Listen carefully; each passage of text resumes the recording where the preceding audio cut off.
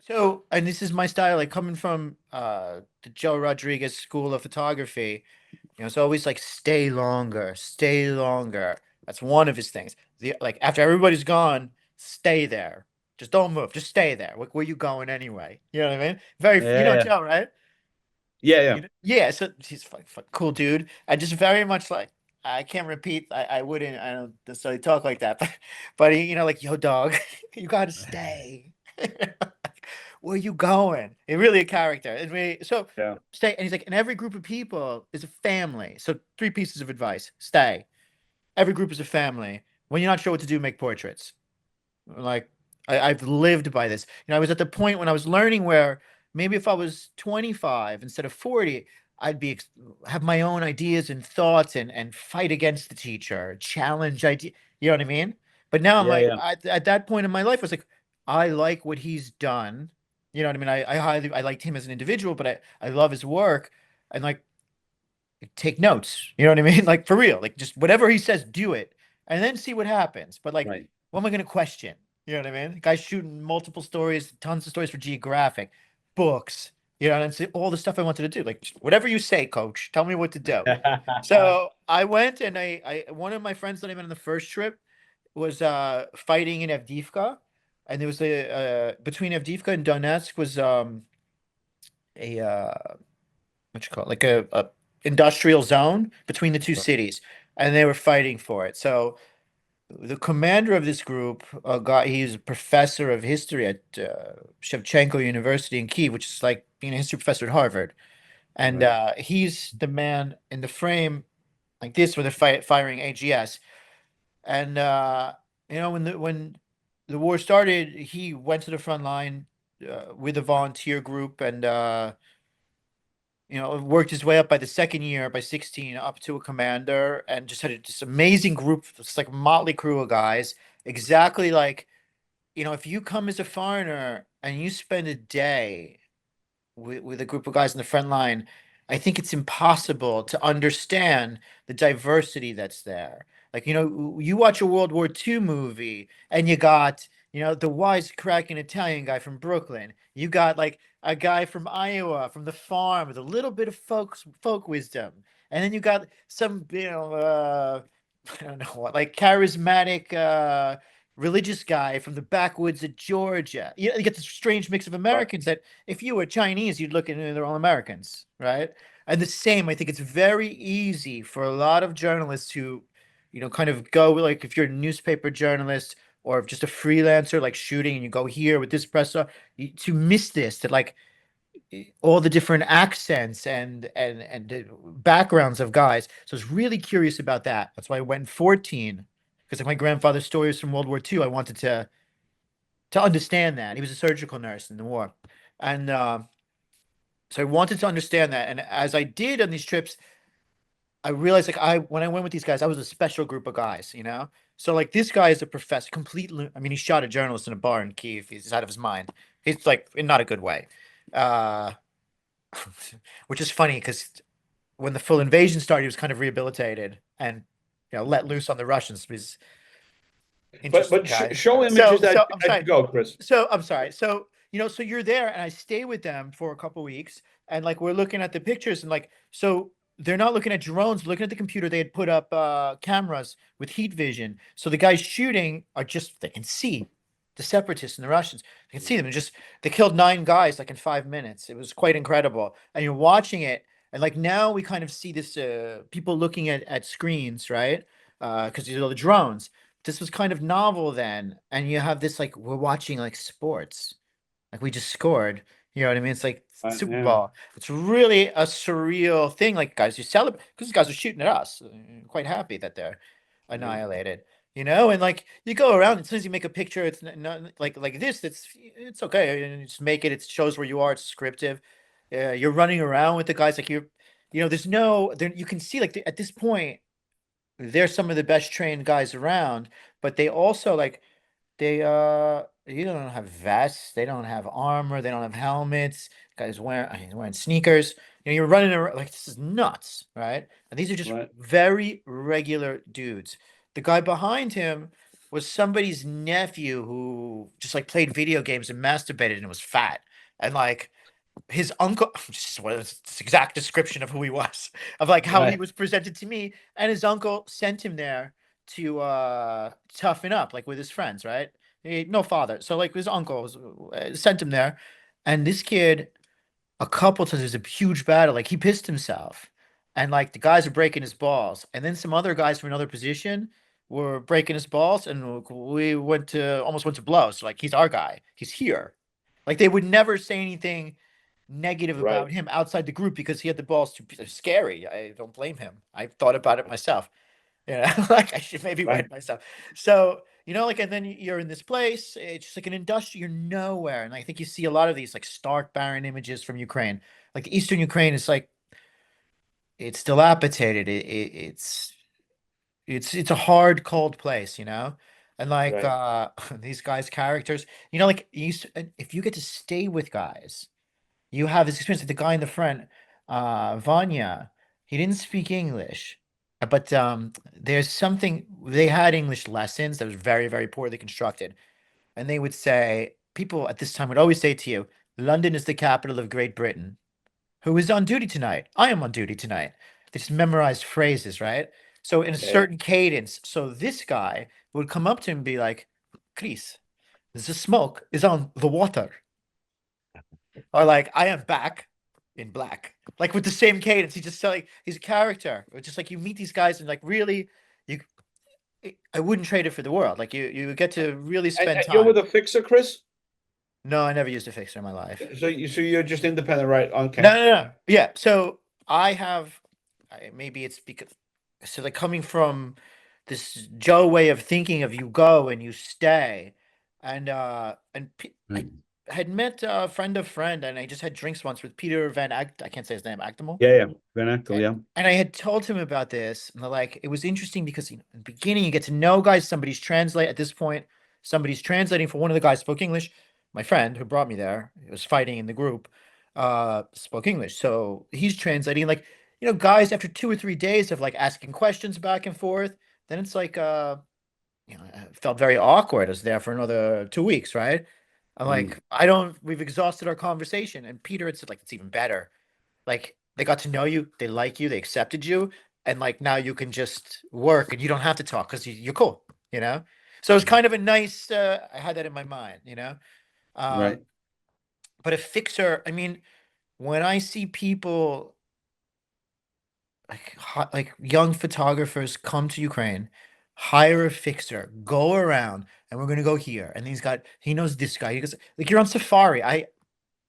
Okay. You're on safari, and I can tell you like if you went on safari, like I want to get an elephant, I want to get a jackal, I want to get a whatever the Right. fuck lion, and guy takes you like this watering hole, that watering, and you collect these images, and maybe you have a nice little portfolio. And I understand like you need to do it to try and make a portfolio to get work, but I find it distasteful.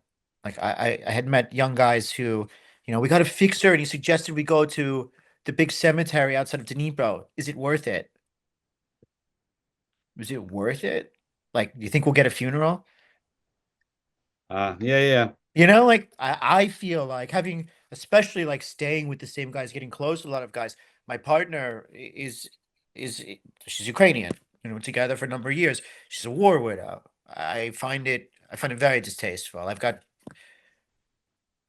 I find it very distasteful. These kind of things, Okay. and it's Yeah, quite people it's have their quite own common. approaches, yeah. Well, yeah, it's not for me. So, I did not have a fixer. I had my friend Volva, who's like, man, why you must pay somebody? Like, the first time I went, I hired a translator, and I did hire a translator and a guy to drive me there, right? And we met the guys from Italian Donbass and Dnipro, followed them to the town, and I got like in Donbass, and I have a translate. The guy's driving and translating. And I met this guy, I'm saying Volva there, this soldier there. And he tells me, my brother's a captain, not so far away in the army. We can go there and do whatever we want.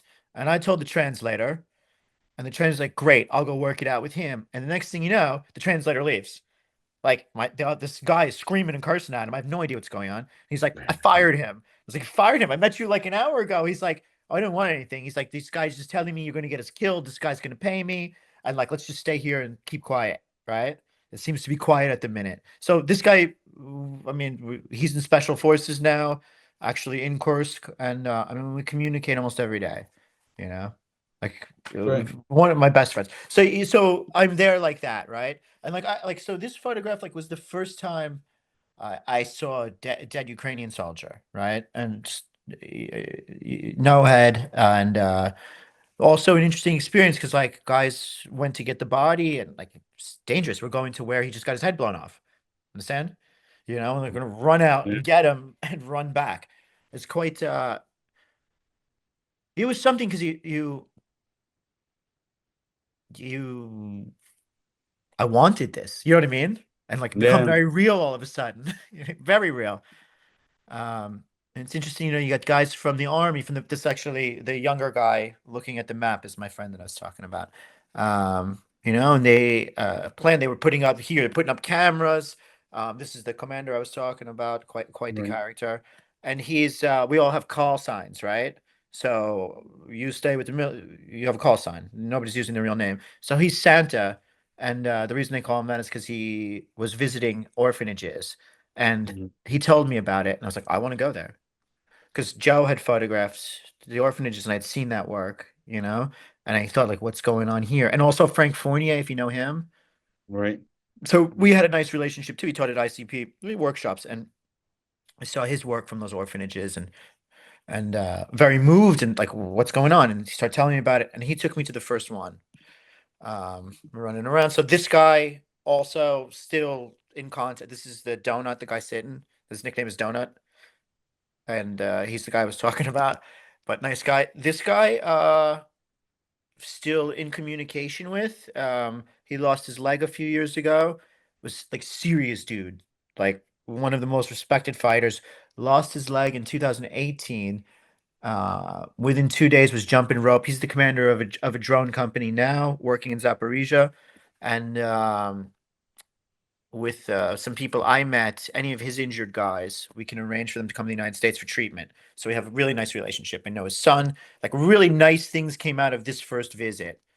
You know, it's what it looks like. So this is him also, and like you spend time and he there, and you watching and not really talking a lot after a few days, and he Triton he has this little kid where you could see like we're sleeping in the basement, the picture before. And he brings his kitten that was like the runt of the litter. It was in a little like outhouse outside, and the mother had pushed it out. So he took it and is feeding it, taking care of the cat. And one of the other guys is like, man, you can't, it's everybody's coughing. Everybody's getting sick. You can't have a sick animal in here. There's like, 20 guys in a room. It's just like, Right. you can't have it. So they took the kitten away from him. And I took this photograph, and he sat there, and I took like two similar ones like an hour later. He didn't move. This is after they took the cat away. It's really quite something because this guy, he's the sweetest guy. But if you crossed him, he'll kill you. You Mhm. know, I know a story. Somebody had collected money for an injured soldier from their brigade, from the right sector, and stole it. They raised money like under false pretenses. They put him on this guy put him on the floor, tied him up, put him on the floor, put his feet on a chair, and jumped on his knees and hyperextended his knees and left him. Like not fucking around at all. Serious person, and like completely traumatized over losing a cat. Had that cat with him, but like was hiding it. It was really, I mean, quite a moment. Like something could get me a little teary eyed almost, you know. And here the guys are watching a film that somebody made about them, and you take the train. And this was saying like you just go. Like we took the train, you know, and then somebody picked us up and brought us there on the train. We got in a fit. These guys were characters. We got in a fist fight with the people in the next cart. It was like everything from the beginning was we're going my way, you know. Like you're with Mm. these guys. You get in a fist fight on the train and you participate. Like this guy, we like his style, you know. This is what it's like. So this is same guy again, and you can see. So I did this, and then like so this is the right sector guys who were like I said in the spirit of the partisans from from the Second World War, and they have a style, and they would never join the army. They want to be separate, right? Well, in June of 22, I was there. Like it's not news breaking. Nobody would know. Ukrainian journalists would well know, but no foreign journalists were there. Like these guys, this is them taking when they took this picture of them on an armored vehicle. They it keeps twice. You're going back and forth I there. know it's changing. I don't know why it's changing. So I made this photo. I went to photograph them taking their oath to the government to join the army, which like nobody ever thought this would happen. It was a really interesting experience because they were not being used well, you know? They Mm, because they're kind of like there'll be a revolution when this is over, and you know, it'll be these guys will be part of it. Absolutely. That's another story. I have no doubt in my mind. So they very grudgingly joined the army. And also because if you got injured and you were a volunteer, there are one or two small groups that didn't join the army but are fighting. UDA is there. The guy who founded Right Sector uh, started a different group and they are not in the army. And if they get injured, you're on your own. You're already right. kind of on your own if you're in the army. So so some of these things that I went and photographed like this, um, it was an interesting opportunity, like to see something that like I've sent all of this material, for example, to the National Archive of Ukraine. It's not a value, um, like I guess as news, but as a piece of history, and like it's really quite something actually to have a chance to photograph that. And then I guess I'll come back to these guys a little bit because I photographed them this year, and I guess we can talk about this picture. Has to like we have to, right? Yeah. Yeah, okay.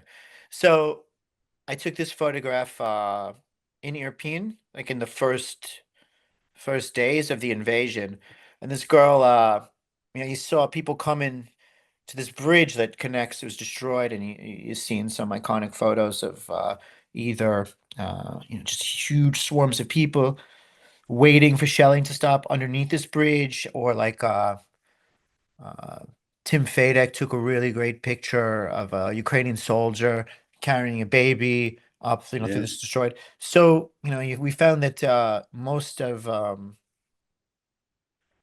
most of the photographers, journalists stayed on the Kiev side of the bridge.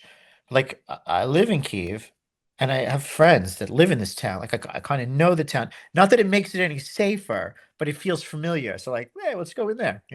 And we had a couple adventures in there. But this is along the bridge.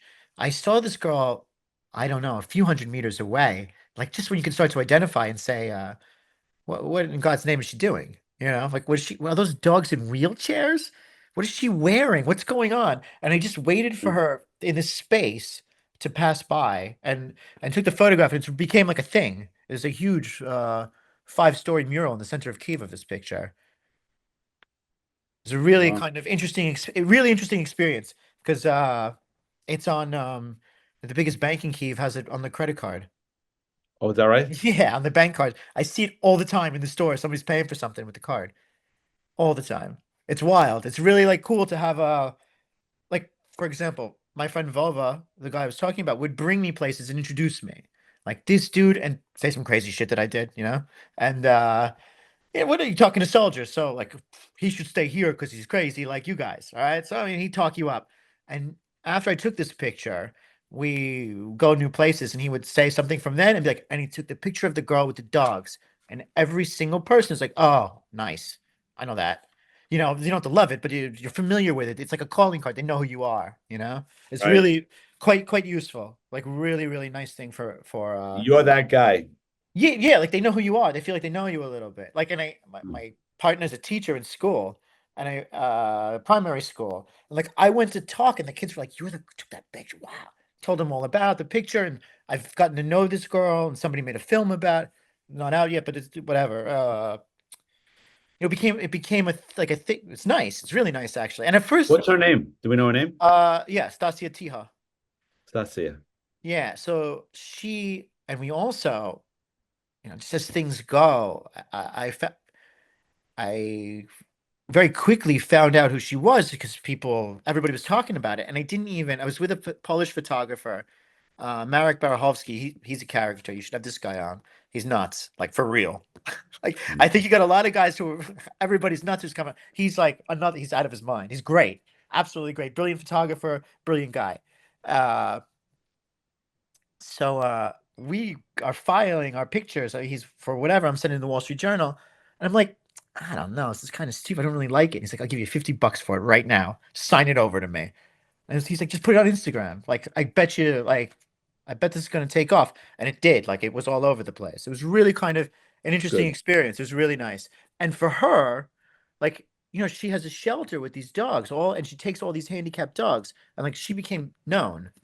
She's an animal rights spokesperson. It changed her life too, which is absolutely the coolest thing ever. Like it really made her. And we have a children's book about how the dogs met, and we have a publisher. It's like now, like this is happening now, Right. to do fundraising for the guys, the medics in the Fifth Brigade. The profits of the book will go to that. And I've been photographing these guys for a week, a month since middle of 22. I kind of go and Good. stay with them in the field hospital. So like everything kind of gets connected. I really enjoy also if there's any chance to connect the pictures. Like for me, I love taking pictures. I love to be there. I love to experience history. But also like just to be able to connect to people and like I don't know, I feel like it's all consuming. You know what I mean? Yeah. Yeah. Like it's Yeah. not just it's more than a job. It's more than a job. And I guess having lived there for so long, I feel like somewhere in between the Ukrainian photographers and the foreign photographers. You know what I mean? And Yeah. there's a Yeah. Yeah. few like that. Like I'm a permanent resident of the country, and there's a few. There's Albert Loris. There's a couple guys who were ended up there. Like it just kind of happened, and all of a sudden, you got a woman and you got a life, and you're wrapped up in things. Yeah. Yeah. Yeah. So I don't know. We could talk about a couple ways we could go. So like from Yeah. that. Tell me about the orphanage. Okay, let's just go into that because I got to bring it up. So because I met that guy Santa, and I was interested in this theme, like really, like how do I do? I don't know how I'm gonna do it. No idea how. And when my friend brought me there, he's like, "Oh, and by the way, this guy visits a few places, so bring you there."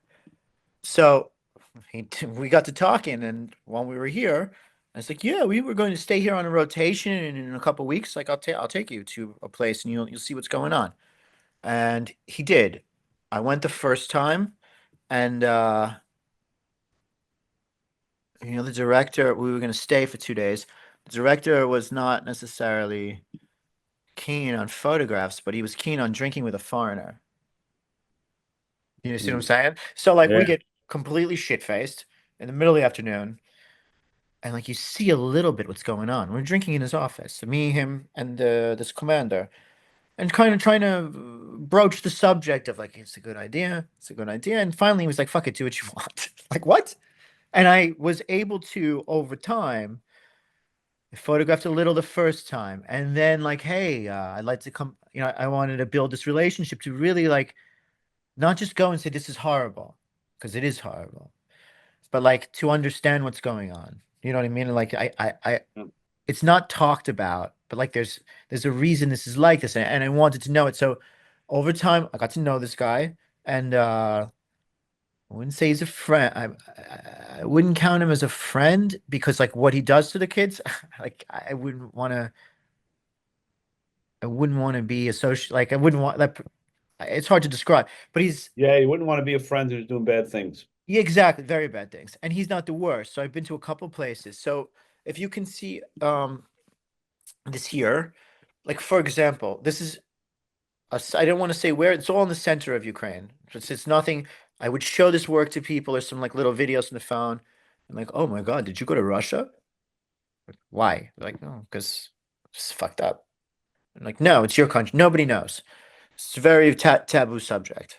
So, for example, like you're in an orphanage like this, and you look at like this is a girl's intake picture, right? So she showed up, and like as you go along, you learn to understand better what you're looking at. So her intake photograph, she came in, she is engaging with the person taking the picture. She's sat up. She can support her head. She's look at her eyes, like there's somebody in there, right? So now you fast forward a couple years, and she's skinny and naked in a bed and will never get out of the bed again. Never. That's it. You'll die there of starvation. That's the reality. Mm. Yeah. This is one of the two. This is where actually where that guy is director that I was talking about, and he pretty much said like, "Don't." He had other ideas. He wanted to move on, and develop Jewish tourism. A lot of Hasidics go there for Rosh Hashanah. It's a big pilgrimage, and there's a few other holy sites. And near this orphanage is a pretty big holy site. And there was some guys when I was there, really odd. A bunch of Hasidic guys from Brooklyn in the orphanage, like doing deals, doing whatever they're doing. So he was like, "I'm gonna, you can come here as much as you want, do what you want. Don't publish anything, don't show anything until I move on." Right. So he understood this is not the best, and very much a problem with the army, a problem with the Ministry of Social Policy, a problem with the health system. You always have the excuse in Ukraine to blame the Soviet Union. It's system, system. It's just the system. What can I do? I could try to. You can't fight City Hall. You know what I mean? And very much Yeah. like it's an excuse to like. Well, the system also is designed where we're paid too little and I have to steal. So this way I'm guilty. You see? So Mm. some of the children, their orphanage is not, it doesn't translate. The word is internat, and it doesn't exactly translate to orphanage. More about a boarding school, actually. But like, so maybe 10% of the kids are actual orphans, have no living biological parents. But instead, like, so 10% like that, and the rest like different combinations of involvement, like some visit, some don't. Sometimes you got an uncle, but if it were the United States, we would have some way that a family could support having a kid with a handicap, right? So this is actually somebody came. It's the only time I ever saw it. So oh, no, I saw it twice. um Somebody came to visit the girl in this bed, and like a mother, and it looks, and it's definitely the mother, and I don't know who the man is. I don't think it's the father. Looks too young. So the girl in the bed, I've shared some of these pictures in adoption groups on Facebook, and this girl was adopted and is in Idaho, and I photographed her in Idaho. Like it's pretty, and you'll see her in a minute. Just the view from the window, kids playing outside. And then so like you have this, right? Like this guy is tied up because he has epilepsy. That's it. That's his diagnosis, epileptic. What else Mm. is wrong with him? Nothing. He's got epilepsy. So you're tied up so you don't hurt anybody or hurt yourself. I mean, but what do you say to that? I don't really have the words. And again, you can see like this. The sheet is like a, and you'll see. I think in this selection, um, the straight jackets that they make for them, and so like they put you, restrain you in some way to protect yourself. But if you get loose, you know, they're not quick to reach. So this girl actually did injure herself. She's her did this to Mm. her eyes, and nobody, you can see nobody's rushing to. She's just like that. I don't know. So here, you see a local priest had bought like a sheet cake. So they're feeding them like you're feeding animals. So you see like the kid in the middle. I have a lot of photographs of him from the time he arrived at this orphanage. He's autistic and pretty much nonverbal, but energetic. And then I saw after they started sedating him, became like a zombie. And I watched him over the years get thinner and thinner and thinner. And he swallowed a piece of plastic, had to have a tracheotomy, and so he had to be restrained. And like I'll never forget that this kid's looking like he wants this bite of cake. He wants a fucking bite of cake, But it's like all the kids, a lot of the kids are very sweet, but they're all kind of in their own. Like Yeah. I think of like Mental like health the little issues. cars that you wind up and it just goes around, and they sometimes bump into each other. There's not a lot of interaction. Mm. Um, So this is the girl that was adopted. So she's 15 when she came to the United States, maybe like 2 years after this, and we're like 15 kilos. And so, how do they feed them? So in this orphanage, you got ambulatory kids and non-ambulatory kids who could be non-ambulatory for a variety of reasons.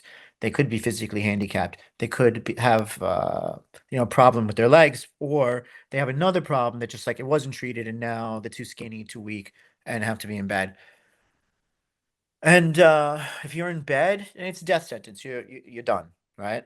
Mm. So they feed you, and it's like I calculated and confirmed about 200 calories a day. So if you can chew, they feed you with a spoon, and I've seen like their teeth are so rotten that like you have a couple bites, and the kids are doing this. If you remember like the videos from Romania, or if you've ever seen inside of an asylum, who's rocking this way?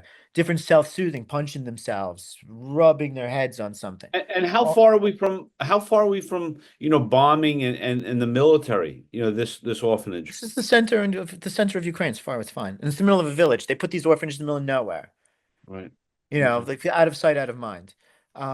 So I had it's another story I'll show you after about one orphanage that's in Luhansk Oblast under occupation now, and you see, it was great to photograph because the director wasn't a thief, so the place ran really well and like the nicest, kindest, lovingest environment, and it's all destroyed. So I actually have for the photo evidence book the former director of the orphanage and one of the kids who just has cerebral palsy and was otherwise intellectually totally normal, both of them writing essays for the book about what they lost. And like I had, I'll tell you a little bit about it when we get there. I'll tell you a little bit more about it. So this girl, so now if you can't chew, now you got it's watered down.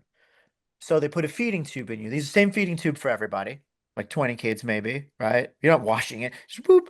There's no I mean, no way to know. They're not using a stethoscope, so you don't know if it's going in the lung or into the stomach. If it goes into the lung, you can get liquid in the lung, you get pneumonia. You're not moving, especially, and you're physically weak anyway. You get pneumonia, done, right? End of story. And they also inject it really quick, which like if you had to do it this way, you would do it super, super slow because like you're just taking a bun. It's like shotgunning a beer. Like you whack this down, you might just regurgitate. You know what I mean? Not vomiting because you're nauseous, just like hit the stomach and come out. And that happens now. You might sit there. But that's another story. But it's no like they treat him like you wouldn't. You'd go to jail for treating a dog like this. Yeah. This is what they're feeding. So you can calculate the calories, but like I know what's in it. I saw them make it, right? And I see the portion. I see what they eat. And then some of the kids, that kid and a few others were adopted, and I found them in the United States, and they have refeeding syndrome. You know what this is? Or I Refeed, guess no. so if you ever see like Band of Brothers or a different World War II movie, when they would liberate the concentration camps, you see I've seen this scene more than once. Definitely in Band of Brothers. They start feeding them and people start eating quickly, right? But you've been on in Uh, part of the final solution, it was 600 calories a day, which is noteworthy because they're on 200 calories a day. So small, but still. Just something that resonate. I think it's an interesting fact. So you start eating too quickly and you die. You got to adjust. So if you're on 200 calories a day, when they come to the United States, the doctor starts refeeding them, and you give them 100 calories. What happens? Another 100 calories. What happens? Another 100. What happens? And they start to have certain reactions that they're monitoring, and you stop, and you slowly, slowly increase, right?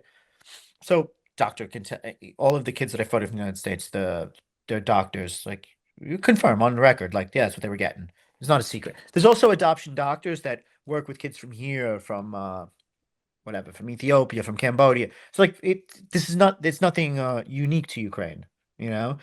The medical problems they have are found everywhere else. So as I was saying about the teeth, like this kid's 19 years old, right? and probably only has cerebral palsy. Had the bad luck of being stuck into the wrong baby orphanage. You're in one place till you're like 4. Never had any contact. They brought him here. He deteriorated. They put him in bed. He starved to death. End of story. Like I have a lot of I photograph this kid a lot. So like when I would go, the kids that are ambulatory, some of them are like slow IQ, like I guess like an 80 IQ. They're like simple, you know? So like they'd be working at Dunkin' Donuts here, they'd be bagging groceries, they'd be out in the world. So let me ask you this, And Chris. yeah. As it relates to your journey of being in Ukraine, covering, being with the soldiers, the orphanage, like how do you pick and choose the next topic? Like Uh, as a journalist, is it does somebody say this might be interesting or this you should cover? Like how do you, figure that out? I don't know. I think sometimes I think they're like staying with like long-term things. Like I was saying about the medics that I'm photographing for a week. I met them. I met one of the doctors, and I went with the guys from the pictures I showed you. I went in an operation with them. They swung by a frontline hospital where those guys were stationed and introduced me like, "Oh, these guys are cool. Just introduce, say hello." And talking to one of the guys, a surgeon there, and I said, "Oh, my grandfather was a surgical nurse. I'd like to kind of come back and photograph you guys." Sure. And I was like, I think you guys are cool. Like maybe I'll make a book about you. He's like, okay. I was like, so I got to come and like stay here like every month for the until the war's over. He's like, cool. And that's exactly what So, happened. So I think sometimes I get to answer your question. I find something that I like so much, and like I like to just stay with it. Like I just kind of stumble into it, stay with it, because it just felt right. I felt like it was like serendipitous that I got there. Stay with mm, it, and since I wonder, like maybe I should have more things going, and like maybe I'm just being like a little lazy. So I feel like I'm criticizing, I'm just being self-analytical. Like, am I being lazy by it's comfortable, to go back to the same guys again and again. I like them. They're my friends. You know what I mean? And yeah, like yeah, I don't and like and as personnel invariably changes, the group changes. Like I was somebody who was there when somebody new comes and was obviously accepted by the guys who were there. So like you just like integrate, and it's really right. been No, quite but it does. useful. So Yeah, but it goes to what you were saying earlier on about staying, right? mhm, Keep on staying. Don't leave so quickly. And it allows you to get these other stories that you normally wouldn't get, absolutely, right? absolutely, and I think he's such a there's things like so like photographing the stabilization point. I've been there. I'm not supposed to. Now it's okay. I know the press service guys, but I was hiding from them for a long time. Like they would come and I would just like clean up and like fill in the patient charts. I understand the questions, I don't understand the answers. So just like asking the guys the questions, somebody else is writing it, and just looking busy, like when the press service came, and to see like the limitations, which right or wrong we can debate, but they have a lot of limitations. And these guys, so like I'm able to do that. So like you might see a picture and not understand what's going on because you don't know them.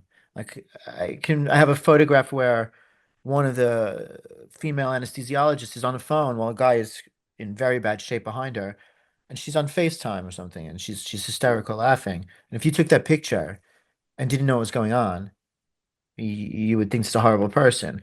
But her husband is an officer who storms trenches and called. And when he calls, she answers the phone and looks happy. You know what I mean? No matter Yeah, what. yeah. So like That's like that. this detail, it changes the whole context. Right. There's a movie, a new movie out called Disclaimer. It's a Uh-huh. series, and it speaks to that about photographs, what you think you see, and what the real story Quite is different. Yeah. behind it. So, with images like from this orphanage, did you find a way, or were you thinking, I got to get these out in case somebody comes and recognize that I shouldn't be taking these, or maybe they don't want these photographs to get out? Do you do anything like, to keep a separate file for yourself or a separate chip? Yeah, I mean, I got it backed up and it's on the cloud and all that stuff. Right. Yeah, I got threatened in Odessa Okay, yeah, about this. continue, Yeah. Chris. Okay, so like this boy also, you can see, like I remember this nurse, like, I guess he's not hungry. You Mm, understand? It's like it's difficult to feed. He moves a lot. mm, Uh, this is that boy like with the teeth, and he's just sitting in bed tied up, and I would all of these kids. Like, so these kids are in bed all the time. So like, how do you keep photographing that? So like, since I come up with 20 kids in bed like this, right. so I'd come up with like a frame that I'm just gonna duplicate, right, and shoot Yeah. it like that. But what I would do is each kid, because like they're not necessarily they're not aware. They have no idea what's going on. They're not bothered. They nobody home, because they're drugged to the gills. Yeah. So I would each kid. Um, I mean, I'm talking about like with a timer on my watch. When I came each time, spend 5 minutes just with each kid, like, and just look at them, no pictures, and then go out and come back, just to like spend some time and look at them and remember them. It's not just a photograph. Mm. Like you can't consent, but I feel like, which in most cases I wouldn't, I don't think about, and but in this case, like especially because it's kids, like they don't have the ability to agree to this, but I do feel like it's for very much for a reason. But like I just like to sit with each kid and kind of That's for burn them your own into my mind. conscience, right, Yeah, Chris? exactly. Yeah, exactly. I don't mean shit to them. Yeah, of course. If it's all about like not feeling like a piece of shit for photographing sick kids, Right. for my But own but you have to whatever. get permission. But you have to get permission to be in there. You have to get Yeah, permission yeah, yeah. It's all to that's shoot as it, I was right? saying. It worked it Yeah. out. Yeah, of course. I mean, so at this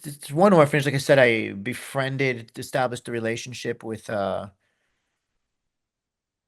director, and other places, other ways. So this photograph got me in some trouble. So like they tie the kids up and stick them in a bucket. It's like the pain in the ass going to the bathroom. So just leave you there till you shit.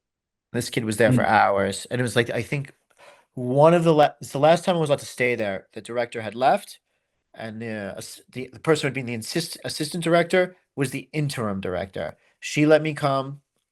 She got back to her that I was photographing this, and that was that. And what is the upside for them to allow you to photograph it? Do they want these photographs out Nah, so absolutely change? not. No, no, no, no. So So, what's their motivation? so the director before I was his American friend. We're in deep in the village, right? He's a big fish in a small pond, and he's got an American friend who comes with a bottle of Lagavulin or Johnny Walker Blue. And the first time, you get there late afternoon, hang out, drink, whatever, meet his friends, hang out. I was his cool American friend. There's no other way to say it. Like Mm, you can say I manipulated him, but whatever. You're abusing kids. I don't feel necessarily bad about that. right. And he said just don't publish it. I think he knew deep down this is fucked up, because he always in the system. He would not go out of his way to get grants, and he steal a little bit, but also like the higher functioning kids, he was very kind to. Like the Mm, kids in bed, he'd blame it on the system, but there was other kids that he would like there was a really high functioning guy, and he got him like army uniform, so he'd get dressed in the morning, and like everything was perfect. He gave him his own room, got him like an old computer, he had internet access, like right. was as good as it could possibly be for this kid. And this kid like had would get in uniform in the morning, put coal in the fire, like dig whatever they had to dig. He worked, and he gave him a little bit of cash. He didn't have to do that, so he's like not an And angel, not a devil.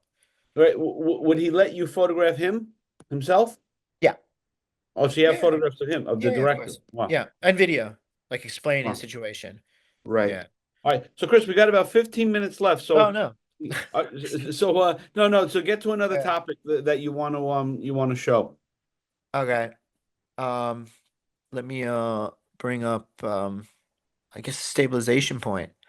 I can show you a little bit about that. So as I was saying,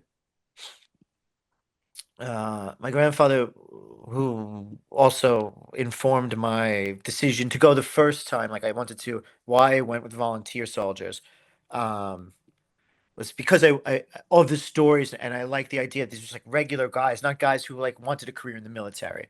So that's part of like and I guess doing work about medics, kind of an homage to him, his Mm. experience. So when I met these guys, I met this And go first. try to go full screen, Chris, if you can. Yeah, I can go full screen here. Okay. Just looking for like a medium-sized edit of this work. So you're gonna see a lot of blood and guts, right? But also like they let me stay there. I just stayed there like weeks at a time. Oh, no, weeks at a time, but weeks over the years. Week, 10 days at a time. During the Battle of In people's Bakhmut. homes. No, no, no. This is occupied now. This was a Okay. hospital that was abandoned, like on the front line in Wow. Toretsk. We were there, and then so I was photographing them there for like 4 or 5 months. Then the Battle of Bakhmut really started in earnest, like winter 23, right? And so these guys moved to Chasiv Yar, and it was much more. It was just basement, and the operating rooms were upstairs. Building, everything was destroyed, even when we got there. Mm. And over the course of over a year, it was like a wasteland and just building vibrating it's Wow. like it was madness, absolute madness. So and everybody's still, I mean, some guys got killed, but everybody's still there. I don't know how. Like I'm exhausted after like a week. I don't. They Yeah, never yeah. leave. So you get to know like it's actually this is quite wide edit, but so like this photograph, the guy on his knees is a gym teacher from Western Ukraine. Was like a guy who was like cleaning the floor, and within like a year, by the time I met him, he's doing stitches. He's like for cases where like not putting people out, but like recommending anesthesias. He's a full medic. He just Wow. he wants to be now a therapist to work with like wounded guys, a physical therapist, and he had to know English for the exam to get into the program. And one of the other guys took his exam for him because he don't speak English. So, so like I get privy to some interesting information, um, and go through, and then like so a lot of this you're just confined to a few rooms, and like this was the end of where you'd see civilians. So like you had to photographically, you have to like, how do I we have like 2 rooms, right? 2 rooms Mm. here and the room where you eat in the basement. So like you are in a tiny, tiny spot. And like how do you keep it interesting over time visually? Interesting. So like this guy also like nice friends with really cool guys. You go in the basement, like ate with them, sleep with them, brought a lot of tourniquets and shit and tires for the ambulances. Like did a lot, like still doing some really interesting volunteer work with these guys. And like because of this, we ended up me and we'll get to my buddy here, this guy, James Bond looking fella, is one of the he's like second in command now. He's third in command at the time. And like now for seriously injured guys, just through different contacts that we have, like we're kind of sending their care, like that they would otherwise not get, arranging it, and guys are coming to the United States now to get prosthetics in New City in Rockland County with Right. all like from like our little just from our friendship. You know what I mean? Like this kind of developed. So we've got guys now. I photographed them 2 days ago. Like guys wounded from here getting prosthetics in New York. And then like as you're here in this photograph, like the fella in the foreground killed. The guy behind him facing us killed. The guy on the facing to the right on the left, older fella retired, was the commander, retired. I was at his retirement party. He's been to my house in Kiev now for dinner. Like I know this man, we're friends. So like I for me like to stay and live with these guys, it's like total privilege. Really amazing. You get to see things and be there with them during different things that really blow your mind. Like And what yeah, go. What do they yeah, go to the next slide. What do they get from you, Chris? I don't know. I don't know. I think like so my friend Dima, I think he speaks English well. Guys traveled a bit. I think like we're just friends. We just became friends quickly. Mm. And that's it. I think it's just that he's my friend. So like we talk about things that maybe, you have an interesting mix of guys, but then like maybe not everybody's your guys, like your buddies, you know what I mean? So we just kind of Mm. clicked like that. The other guys, I think like I always bring studio lights now. Like the last I have like 10 sets of portraits. I bring the studio lights, right? And set it up someplace different every time and make everybody's portrait. So you don't consistently get everybody every time, but everybody's got a lot of like professional portraits. They don't have that. Like you wouldn't just have that. And like I print them, I bring them. So that's like one little thing that they just like it. You know what I mean? It's And cool. They getting cool pictures. And like guys from Le Figaro came and the journalist's like, what's this guy doing? And like the commander's like, he's one of us. He's one of ours, you know? yeah, and Chris, at some point, do you forget because of the intimate relationships you develop? Do you forget that you're a photographer, or like Absolutely. could it feels like you're one of the guys?